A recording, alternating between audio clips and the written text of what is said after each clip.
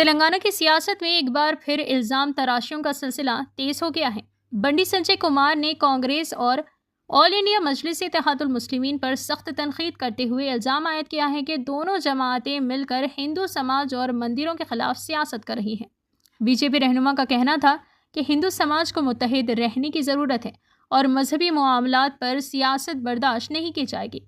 इन्होंने दावा किया कि रियासत में कांग्रेस हुकूमत के बरसर इख्तिदार आने के बाद मंदिरों और त्योहारों पर हमलों के वाक़यात में इजाफा हुआ है। इन्होंने भारत राष्ट्र समिति और कांग्रेस के रहनुमाओं को भी निशाना बनाते हुए कहा कि दोनों जमातें दोबारा MIM के साथ सियासी कुर्बत बढ़ा रही है। सियासी मुबस्सिरीन के मुताबिक इन बयानात के बाद रियासत की सियासत में मजीद गर्मा गर्मी देखने को मिल सकती है।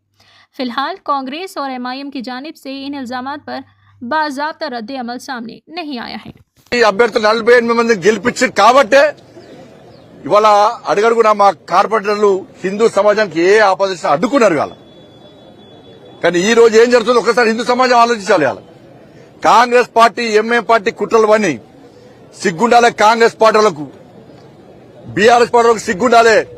ఎవడు ఏ ప్రభుత్వం వచ్చినా బీఆర్ఎస్ వచ్చినా కాంగ్రెస్ వచ్చినా మా బూట్లు నాకాలే, మా కాళ్ళ కింద వాడు బతకాలే అని చెప్పి MIM పార్టీ వార్నింగ్ ఇచ్చినా కూడా సిగ్గు లేకుండా ఇలా కాంగ్రెస్ బీఆర్ఎస్ వాళ్ళు MIM పార్టీని బూట్లు నాకు ఇలా బతుకు మీ బతికెందుకో అర్థం కాదు. ఇప్పటికి మీరు బతికే రానేనట్టుండి వాళ్ళ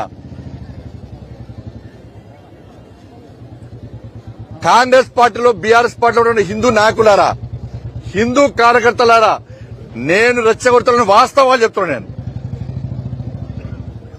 మీ లోపల హిందూ రక్తం ప్రవహిస్తే, మీరు నిజంగా హిందువులైతే, మీలో పౌరుషం ఉంటే ఆ పార్టీ నిష్పట్టండి. కాషాయం జెండా పట్టుకోండి.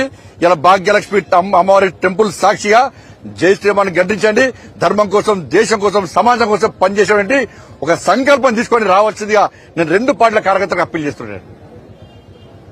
అరే 20 నెలలే కాంగ్రెస్ పార్టీ ప్రభుత్వం వచ్చి సికింద్రాబాద్ లో ముత్యాలమ్మ గుడి దాడి,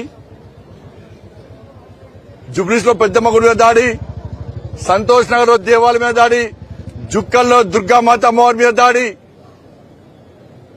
శంషాబాద్ లో దేవాలయాల విధ్వంసం, పాత బస్తుల విధ్వంసం, రాత్రికి రాత్రి నిన్న రాత్రి చాయంద్రానగుట్టలో పురాతన టెంపుల్, పవర్ఫుల్ టెంపుల్ అయినటువంటి నా ఆంజనేయ స్వామి మీద దాడి చేశారు.